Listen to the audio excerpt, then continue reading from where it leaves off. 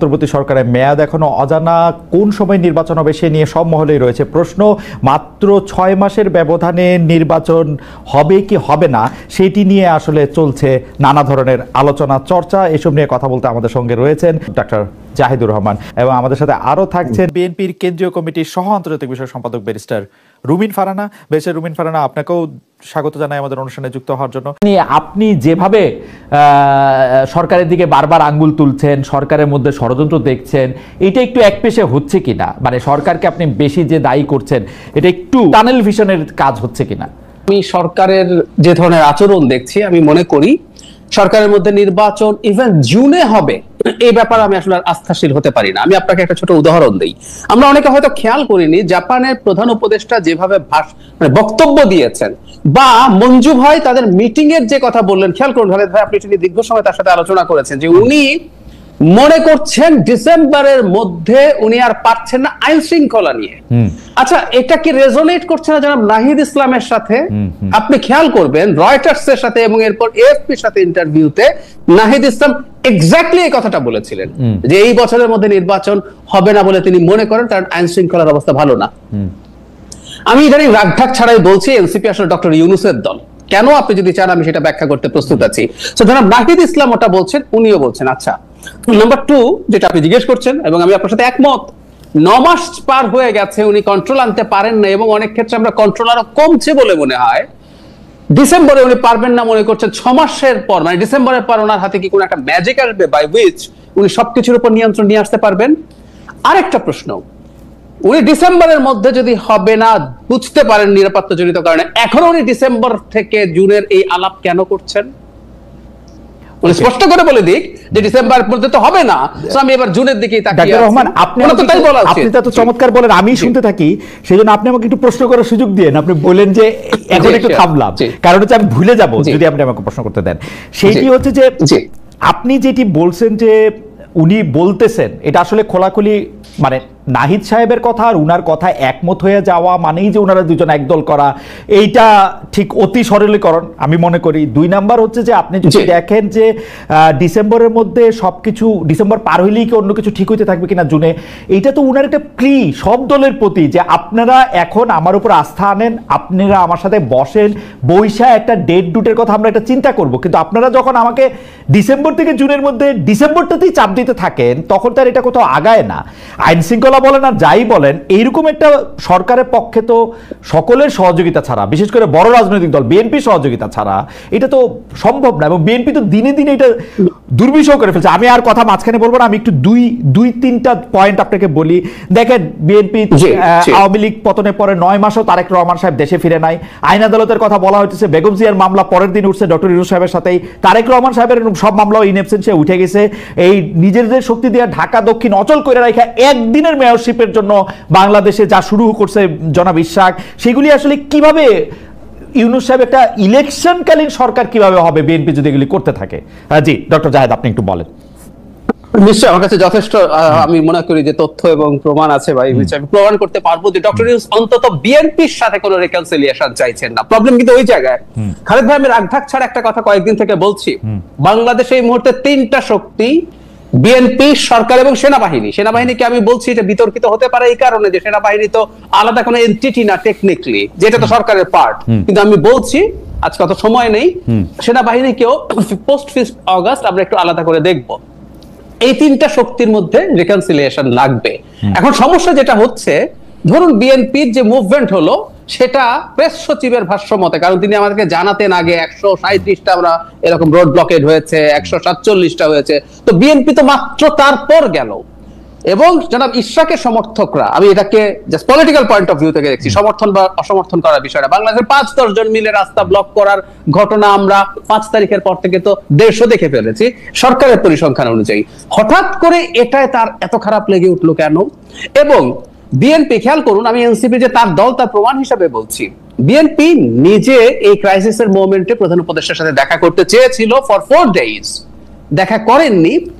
Rather তিনি জনাব নাহিদ ইসলামকে ডেকে তার এই পদত্যাগ নিয়ে তার মন খারাপ, তিনি সেই তথ্য জানান। নাহিদ ইসলাম এসে প্রথমে একটা বিদেশি বিবিসি বাংলাকে প্রাথমিকভাবে অন রেকর্ড উনি বলেন যে ডক্টর ইউনূস এটা বলেছেন। তাহলে খেয়াল করি বিএনপি কে তিনি যদি আস্থায় নিতে চাইতেন, ওনাকে বিএনপির সাথে ফাইট করলে হবে না, ওনাকে আস্থায় নিতে হবে।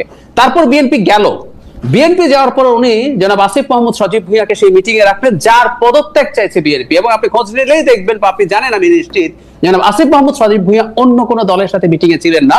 এবং এই মিটিং গুলোতে সাধারণত সিনিয়র, বয়সে সিনিয়রের কথা বলছি, উপদেষ্টারা থাকেন। সো আপনি বিএনপি কে ক্লিয়ার বার্তা দিচ্ছেন। এরপর জনাব তারেক রহমান তার যে লাস্ট বক্তব্য, তাতে তার কিছু ধৈর্যচ্যুতি ঘটেছে বলে আমাদের মনে হতেই পারে। উনি যে ইউজুয়াল যাদের ঢং তার বাইরে গিয়ে কথা বলেছেন। তারপর তিনি জাপানে দাঁড়িয়ে যে কথা বলেছেন, আমরা এটাকে ভদ্রভাবে অসত্য বলতে পারি, অথবা ডিসইনফরমেশন স্প্রেড করছেন বলতে পারি। খালেদ ভাই, বরং আমরা এভাবে বলতে পারি, ডিসেম্বরে নির্বাচন হতে পারবে না এই আলাপ করছে এনসিপি, আর কেউ না, নট আ সিঙ্গেল পার্টি, প্রকাশ্যে।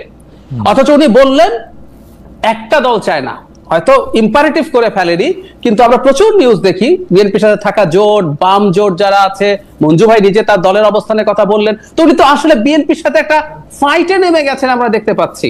আর আমি এটাও বলতে চাই, যদি বিএনপির দিক থেকে কোনো ধরনের কোনো সমস্যা হয় বা আর কারোর দিক থেকে, সরকারকে এই ক্ষেত্রে পদক্ষেপ নিতে হবে, তাকে অভিভাবকের মতো তার সাথে বসতে হবে এবং তাকে কনফিডেন্সে নিতে হবে। আমি তো একদম বাইরে থেকে, আমি ভেতরে কিছু না জেনেই বলছি, বাইরে থেকেই তো দেখছি এখানে ফাইট হচ্ছে। এবং তিনি এমন একটা দলকে প্রিভিলেজ দিচ্ছেন, যারা নাহিদ ইসলামকে ডেকে বললেন, আমি আপনাকে আলাদা একটা প্রশ্নও করি, আপনাকেও একটা প্রশ্ন মাঝে মাঝে করা দরকার।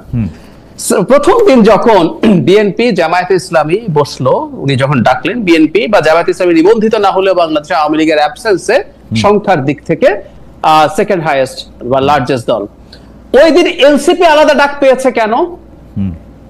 পরের দিন দুটো গ্রুপে বাকি দলগুলোকে, মঞ্জু ভাইয়ের দলও একটা গ্রুপে ছিলেন, মঞ্জু ভাই কেউ আমি জিজ্ঞেস করি, তার দল মাঠে থেকে যা যা করেছে ওভার দ্য ইয়ার্স, ওনার দল কি এনসিপির চাইতে অন্য কিছু যে ওনাকে আলাদা ডাকা হয় নাই, কিন্তু এনসিপি কে ডাকা হয়েছে আবার আলাদা করে। আমি এরকম প্রচুর তথ্য দেখাতে পারবো যখন একজন অভিভাবক। খালেদ ভাই, আমি আরেকটা কথা একটু যোগ করি। রাইট, একটা পরিবারে, আমি এভাবে বলছি একটু, সেটা হলো একটা পরিবারের, আমি জানি না বাবারা তাদের সব সন্তানকে ইকুয়ালি ভালোবাসেন কিনা, সেটা ভিন্ন আলোচনা, কিন্তু কোন বাবা যদি তার কোন সন্তানকে বায়াস দেখান, যদি মনে হয় যে এই সন্তানের প্রতি তার কোন ধরনের এক্সট্রা বায়াস আছে, মনোযোগ আছে, স্নেহ আছে, ওটা ওই সংসারে ঝামেলা তৈরি করে। ডক্টর ইউনূস স্পষ্টত এটা করছে এবং অত্যন্ত টার্ময়েলের টাইমে, বাংলাদেশের এখন কিন্তু একটা সাধারণ টাইম না, একটা টার্ময়েলের টাইমের মধ্যে উনি এই কাজগুলো করছেন। অবজেকশন করছি। প্রথমে হলো আপনি বলতেছেন যে বিএনপি সরকার এবং আর্মির মধ্যে তার একটা মানে একটা সমঝোতা হওয়া উচিত, আমি যদি ঠিক বুঝে থাকি, বা একটা একই লাইনে কথা বলতে পারা উচিত। এখন বিএনপি আর আর্মি তো একই লাইনে অলরেডি কথা বলতেছি, তাহলে এখন বিএনপি এবং আর্মি মিলে কি সম্মিলিতভাবে চাপ দিতেছে সরকারও যাতে এটা কথা বলে? বিএনপি কি আর্মিকে সামনে রেখে বা আর্মির ভয় দেখায় সরকারকে বা ডক্টর ইউনূসকে তাদের কথা শুনাতে যেতেছে? দেখুন, কোন তথ্যটি সঠিক, কোন তথ্যটি ভুল, কোন তথ্যটি বিভ্রান্তিকর, কোন তথ্যটি সঠিক, এটা আসলে আপনি আইন করে বা মিডিয়া বন্ধ করে কখনো করা যায় বলে মনে হয় না। সম্ভবত এটি করবার সবচেয়ে ভালো উপায় হচ্ছে, মানে ভুয়া তথ্য বা যেটাকে বলা হয় ফেক নিউজ, যেটা নিয়ে এখন খুব আলোচনা হয়, সরকারের মধ্যেও প্রায় শুনি এই কথাটি, ভুয়া তথ্য, গুজব ছড়ানো ইত্যাদি ইত্যাদি। এইটার এখান থেকে বেঁচে যাওয়ার বা এখান থেকে বেরিয়ে আসার সবচেয়ে আমি বলবো যে গ্রহণযোগ্য মাধ্যম হচ্ছে মুক্ত গণমাধ্যম। আপনি গণমাধ্যমকে স্বাধীন করে দিন, আপনি তাকে লিখতে দিন, তাকে তথ্য প্রকাশ করতে দিন। আজকে আলোচনা শুরু হয়েছিল, একটা ভেরি কমফর্ট জোনে বসে যেই মানুষগুলো আপনার সামনে হাসি হাসি মুখ করে বসে, প্রথম সারি, দ্বিতীয় সারি, তৃতীয় সারি, এর পরের সারি, প্রতিটি মুখের মধ্যেই তার বক্তব্য লেখা আছে। সেই লেখাটা আমি যেমন পড়তে পারি, কিংবা ধরুন অনেক রকম উন্নয়নের যে এত বয়ান, হ্যাঁ, এত মানে রোল মডেল হয়েছি আমরা, আমাদের ঘর থেকে বেরোলেই এখন শুধু উন্নয়ন আর উন্নয়ন, এত কথা বলা হয় উন্নয়ন নিয়ে, মাথাপিছু আয় নিয়ে গর্ব করা হয় ইত্যাদি ইত্যাদি। এবং তার যেই বক্তব্য তিনি দিয়েছেন, সেখানে তিনি এক জায়গায় দাবি করেছিলেন মাতৃমৃত্যু, শিশু মৃত্যু এবং গড় আয়ু তিনটি বেড়েছে। বিবিএস এর রিপোর্ট বলছে এই তিনটি আপনি যদি 2021 সাল থেকে শুরু করেন, ক্রমাগত মাতৃমৃত্যু বলেন, শিশু মৃত্যু বলেন এবং গড় আয়ু কমে আসা বলেন, আমাদের সূচকগুলো খারাপ অবস্থায়। এগুলো নিয়ে তাকে কোনো প্রশ্ন করা হবে না। কিংবা ধরুন আমাদের যে গিনি সহ বৈষম্য বাড়ছে, এই বিষয়গুলো নিয়েও কখনো তার দৃষ্টি আকর্ষণ করা হয় না। সংসদে আমার ব্যাপারে যে কথাটি আপনি বললেন যে সময় বাড়িয়ে দেবার একটি নির্দেশনা উনি দিয়েছেন ওনার চিফ হুইপের মাধ্যমে স্পিকারকে, এটা একটি চমৎকার মিথ যেটা আওয়ামী লীগ ছড়িয়েছে। আমার প্রথম দিনের যে বক্তব্য ডেপুটি স্পিকার সেদিন ছিলেন, প্রথম আর দ্বিতীয় দিনের বক্তব্য, দুঃখিত, দ্বিতীয় দিন ডেপুটি স্পিকার ছিলেন এবং তিনি ভীষণ ভাবে আমাকে থামিয়েছেন, ইন্টারাপ্ট করেছেন, বসতে বলেছেন, সময় বাড়াননি। এবং আপনি যদি আমার ধারাবাহিক স্পিচ গুলো দেখেন, একটা মিনিট খালেদ বাড়ানোর জন্য আমি নিজে কতবার স্পিকারের রুমে গেছি, কাকুতি মিনতি করেছি, আপা 10 মিনিট না 11 মিনিট দেন, আপা 11 না 12 দেন। এইটা নিয়ে কি পরিমাণ জুতার তলা আমি ক্ষয় করেছি, আমি সংসদে ছিলাম তো আমি জানি। প্রধানমন্ত্রীর ন্যূনতম পজিটিভ নডিং যদি থাকতো খালেদ, আমার এতবার স্পিকারের রুমে গিয়ে হাতে আমি আপনাকে যখন এই কথা উঠলো, আমি আপনাকে আরেকটা কথা একটু বলি, আমি আসতেছি, আমি অবশ্যই আপনার প্রশ্নে আসতেছি। আরেকটা কথা একটু বলি, সময়ে সংক্ষেপ আমাকে বলা হতো আপনাকে 10 মিনিটের বেশি দেয়া যাবে না, পরে চাইলে 2 মিনিট হয়তো বাড়ানো হবে। সেই হয়তো মাথায় রেখে আমি এক একটা স্পিচ বাজেটের এবং রাষ্ট্রপতির বক্তব্যের বাসায় স্টপ ওয়াচ ধরে ধরে কতবার প্র্যাকটিস করেছি আমি জানি। সুতরাং আমার যাত্রা কঠিন ছিল, কষ্টসাধ্য ছিল, পরিশ্রমের ছিল। এখন যদি এই কথা কেউ বলে আমার দুঃখ লাগে যে প্রধানমন্ত্রী ইশারা করছে আমার সময় বাড়ায় দেওয়ার জন্য, আমার দুঃখ লাগে। আচ্ছা, আপনার প্রশ্নে আমি আসি। হ্যাঁ, যে আমাদের নেতা কে হবে এটা যেহেতু আমরা বলতে পারি না, মানুষ আমাদেরকে কেন আমি আসবো। হ্যাঁ, আচ্ছা, তো সবই সত্য, আমরা নির্বাচনে কেন আসবো। আমার প্রশ্ন, প্রধানমন্ত্রীকে আমরা কেন নির্বাচনে আসছি না এই ব্যাখ্যাটা কেন দিতে হয়? এক, দুই হচ্ছে ওনাকে মানে ওনার সরকারের প্রতি, ওনাকে না, ওনার সরকারের প্রতি আমাদের যেই দাবি সেটি হচ্ছে আপনি একটি নিরপেক্ষ নির্দলীয় সরকার ক্ষমতায় দিন যার অধীনে নির্বাচন হবে। কেন? কারণ 94 সাল থেকে উনি সংসদ বর্জন করেছিলেন এই একটা দাবিতে, এবং ওনার হাতে যে প্রমাণটি ছিল সেটি হচ্ছে মাগুরা উপনির্বাচন।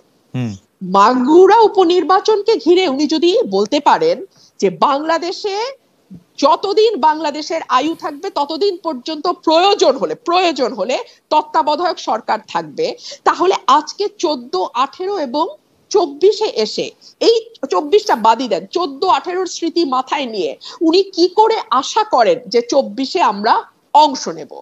এবং 18-তে কিন্তু উনি আমাদেরকে কথা দিয়েছিলেন, বিরোধী দলের সকল মানে দল যারা নির্বাচনে গেছে তাদের সঙ্গে বসছেন, নেতাদের সঙ্গে বসেছেন, কথা দিয়েছেন এবং বলেছেন ওনার উপর ভরসা রাখতে। সেই ভরসা রাখার ফল হয়েছে 6টি আসন। তাহলে কেন বিরোধী দল 24-এ গিয়ে ওনার উপর ভরসা রাখবে? আর একটা ছোট উদাহরণ দিয়ে আমি শেষ করছি আমার আর্মির এই যে রাজনীতিতে ঢুকে যাওয়া, এই যে ইলেকশন ডিসেম্বরে হইতেই হবে, তারেক রহমানের ভাষায় কথা বলা, ইজ ইট ফেয়ার? আর্মির তো ব্যারাকে থাকা উচিত, ওরা এগুলি বলে কেন? জি ডক্টর জায়েদ, আপনার কাছে খালেদ ভাই, আপনি নিশ্চয়ই আপনি দীর্ঘদিন লয়ের রিপোর্টিং করেছেন এবং আপনার সাথে আমরা এই শোতে দেখেছি আইনের ব্যাপারে আপনার খুবই গভীর জানাশোনা আছে।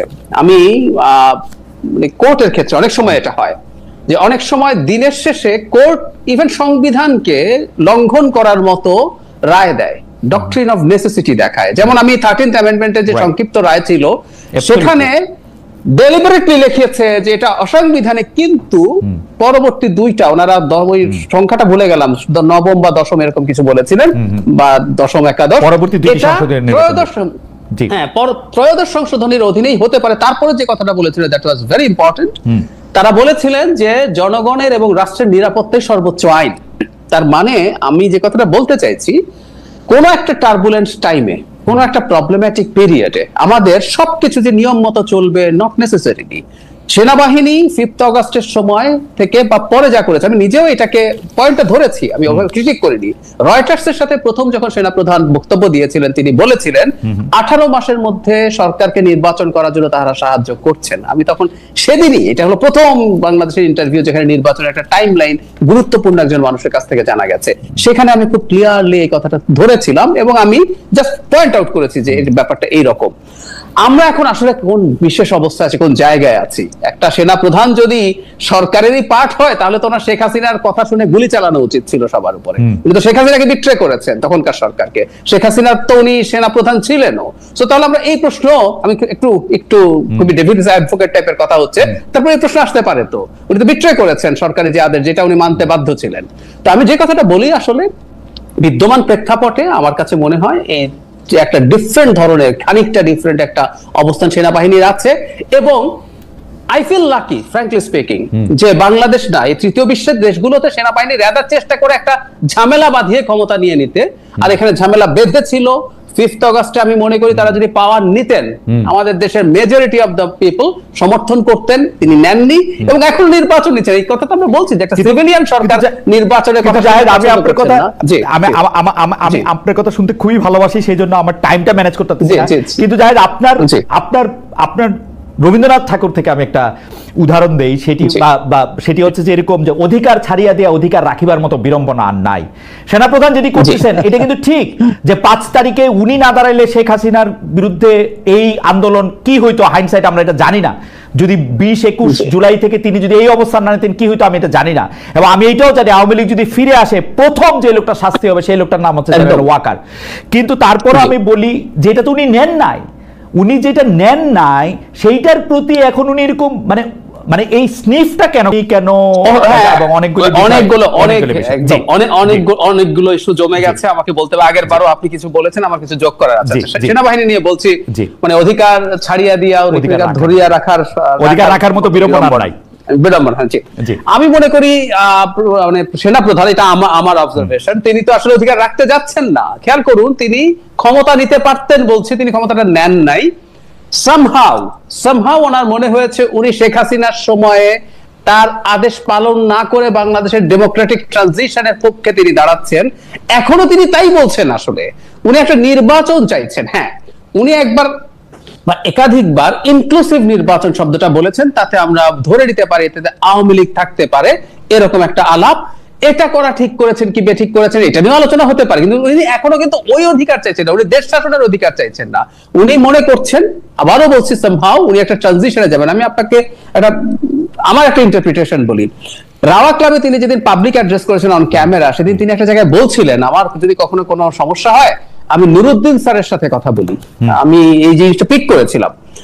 নুরুদ্দিন খান হচ্ছেন সেই সেনাবাহিনী প্রধান যিনি এরশাদের পতনের পর যিনি ক্ষমতা নিতে চাওয়ার চেষ্টা করতে পারতেন বা নিতে পারতেন, উনি এটা করেননি, বরং উনি বাংলাদেশের ডেমোক্রেটিক ট্রানজিশনের দিকে বাংলাদেশকে নিয়ে গিয়েছিলেন ওই সময়, কারণ ওনার রোলটা খুবই ক্রিটিক্যাল ছিল। আমি ধারণা করি জেনারেল ওয়াকারুজ্জামানেরও একই ধরনের চিন্তা আছে। সুতরাং তিনি আগে যেটা নেন নাই সেটা ধরে রাখতে চাচ্ছেন না, উনি চাচ্ছেন বাংলাদেশ একটা ডেমোক্রেটিক পথে যাক। এটা হলো আমার এই পর্যায়ের ব্যাপার। আচ্ছা, আমি এনসিপির ব্যাপারে আপনি একটা কথা বলেছেন। আমি ফিনান্সিয়াল টাইমসকে ডক্টর ইউনূস ছাত্রদের দল গঠন করা নিয়ে কি বলেছিল আমি হুবহু পড়ছি, প্রথম আলো ট্রান্সলেশন থেকে আমি দেখে দেখে পড়ছি। তিনি বলছেন তারা এই পরিস্থিতিতে রাজনৈতিক দল গঠন করছে বা রাজনীতিতে যুক্ত হচ্ছে। এটা বিরাট, পুরোটা পড়লে আরো ভালো বোঝা যেত, কিন্তু আমি এই অংশটুকু পড়ি। এটা দরকার, কারণ রক্ত দিয়ে তারা যেগুলো অর্জন করেছে সেগুলো তাদেরকে রক্ষা করতে হবে, অন্যথায় সেগুলো সেই সব ব্যক্তি নিয়ে যাবে যারা বিগত প্রশাসন ও অন্যান্যদের মতো সবকিছুর পুনরাবৃত্তি করার সুযোগ খুঁজছে। এটাই আমাদের রাজনৈতিক পরিবেশ। সুতরাং তারা এটা রক্ষা করার চেষ্টা করছে। তাই আমি বলবো ছাত্রদের স্বচ্ছ অভিপ্রায় থাকবে, ক্লিয়ারলি নতুন দল তাদেরকে রক্ষা করতে হবে, আর পুরনো দল যারা আছে তাদের ব্যাপারে ঠিক তার অন্য উপদেষ্টারা সরাসরি যে ভাষায় কথা বলেন, বাইরে থেকে বলা হয়, ঠিক তাই বলছেন। আমার কয়েকটা প্রশ্নের জবাব দিয়ে নেই। এটা যথেষ্ট টু প্রুভ যে উনি আসলে এনসিপির প্রতি বায়াসড। শুভকামনা আমাদের প্রত্যেকের আছে, সেটা ওনারও থাকতে পারে, কিন্তু উনি বায়াসড। আচ্ছা, তারপর আমার ওই অবস্থানের ব্যাপারে অনেকে এটাকে মিসইন্টারপ্রিট করতে পারেন যে যেহেতু আমার বক্তব্য এখন মনে হচ্ছে বিএনপি বা সেনাবাহিনী যা চাইছে তার সাথে অ্যালাইন। আমি আসলে এবার খুবই এক্সপ্লিসিটলি কথা বলছি, কারণ আমি বিশ্বাস করি বাংলাদেশ একটা রিয়েল ক্রাইসিসের মধ্যে ঢুকে পড়েছে। আমরা যদি গণঅভ্যুত্থানের পর থেকে, এটা দীর্ঘ আলোচনা, আমরা যদি এটাকে গণঅভ্যুত্থান হিসেবে মনে করে এর কাছে যতটুকু চাওয়া যায় ততটুকু নিয়ে মোটামুটি একটা গ্রহণযোগ্য অবস্থার মধ্য দিয়ে যেতাম, ভালো ছিল। কিন্তু এটাকে কেউ কেউ বিপ্লব বানানোর চেষ্টা করেছে দীর্ঘদিন। আমাদের স্টুডেন্টরা তাদের পাতা ফাঁদে পা দিয়েছে। আপনার প্রোগ্রামে খালেদ ভাই, Hasnat Abdullah, I can clearly remember 5 তারিখের পর হাসনাত বলেছে আমার সাথে যে আমাদের বিপ্লবী সরকার গঠন না করাটা ছিল বিরাট ভুল। সো কিছু কিছু মানুষজন এই জায়গাগুলো এমন জায়গায় নিয়ে গেছে এবং এখনো চলছে। এই অনিশ্চয়তার মুখে অ্যাজ আর্লি অ্যাজ পসিবল একটা ইলেকশন ইজ মাচ বেটার। একটা কথা আছে, মানে ভিক্ষা চাই না কুকুর সামলাও। আমরা ওই জায়গায় চলে এসেছি। হতে পারতো আমাদের সংস্কার বা অনেক কিছু হতে পারতো, কিন্তু এখন একটা ইলেকশন যদি না হয় এবং সেটা জুনের মধ্যে না হওয়ার প্রবাবিলিটি আছে। কেন আছে আমি আপনাকে একটু যোগ করি। ধরুন বাইরে থেকে, বিএনপির কথা বলছি না, আমরা দেখছি সরকারের মধ্যে যে উপদেষ্টার নাম আমরা বললাম জনাব আসিফ মাহমুদ, তিনি একটা ইন্টারভিউ দিয়েছিলেন একটা টিভি চ্যানেলে, যেখানে তিনি প্রধান উপদেষ্টার সাথে সেনাবাহিনী, মানে বিশেষ করে তার সেনা প্রধানের সাথে বসেছেন, তিনি প্রধান উপদেষ্টার সাথে কি কি করেছেন তাকে না নেয়ার জন্য 4 ঘন্টার মিটিং এর আগে 3.5 ঘন্টা উনি তাকে রেজিস্ট করার চেষ্টা করেছেন, শেষে বুকে পাথর বেঁধে তার ভাষায় এসে। আচ্ছা, এই ক্লিপটা আসার আগে একজন খুবই গুরুত্বপূর্ণ ইনফ্লুয়েন্সার, খুবই গুরুত্বপূর্ণ, পারহ্যাপস মোস্ট ফলোড ইনফ্লুয়েন্সার ঘোষণা করেছিলেন 2 দিন আগে যে ওয়াকারুজ্জামানের জন্য তিনি একটা বিরাট ঔষধ আনতেছেন। লেভেনচুস এই শব্দটা ব্যবহার করেছেন। তারপরে না জনাব আসিফ মাহমুদ সজীব ভুঁইয়ার এই ভিডিও দেখিয়ে উনি বলছেন দিস ইজ দ্যাট। তার মানে একজন উপদেষ্টা সরকারে বসে এই কাজ করছেন তার সাথে কানেক্ট হয়ে। আচ্ছা, সেই ভদ্রলোক কিন্তু 5 বছরের সরকার চাইছে, সেই যার সাথে কোলাবোরেট করে আসিফ মাহমুদ এটা করছেন। আরেকটু